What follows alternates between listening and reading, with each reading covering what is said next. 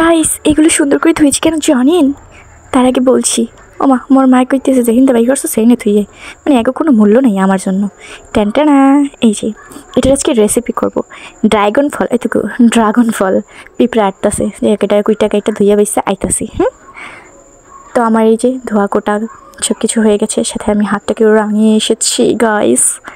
So দুধ জাল করে রেখেছিলাম অনেক আগে থাকতেই, রান্না করার সময় আমার এই দুধের স্বাদ দেখলে না খেলাইতে ইচ্ছা করে, আমি উড়ে উড়ে খেলাই, বুঝছেন?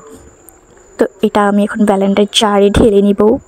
তারপরে হচ্ছে গিয়ে ধরু মিয়া ডং করে এত কথা বলতে পারি না। তারপর হচ্ছে কি ওই যে ট্যাং না থুকু ড্রাগন ফলগুলো এটার ভিতরে দেবো, দিয়ে তারপর এটাকে ব্যালেন্ডার করে নিয়ে আসবো, মানে গলাইয়ে নিয়ে আসবো। তারপর এই যে সুন্দর সুন্দর যে কাপগুলো না, সেগুলোর ভিতরে আমি ড্রাগন ফলের কী বলে এটাকে জুস, তার আবার জুসের আবার রেসিপি হয়, যাই হোক জুস, সেই জুস ঢেলে দিব সুন্দর করে।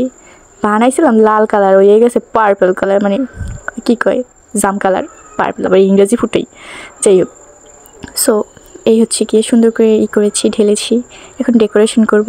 এগুলো ডেকোরেশন করার জন্য যা রাখছিলাম তা আবার মানে গ্লাসে ফাঁকে ফাঁকে হইতেছে না, তারপর কামড়াই দিয়ে থুইছি যাতে সুন্দর থাকে। ফ্রিতে আর কত কী দেবো। সো এই হচ্ছে গিয়ে সুন্দর করে ডেকোরেশন করলাম। আর আমার ফা বক শুনতে হবে না, এখন আমি খাইয়াই। আল্লাহ হাফেজ।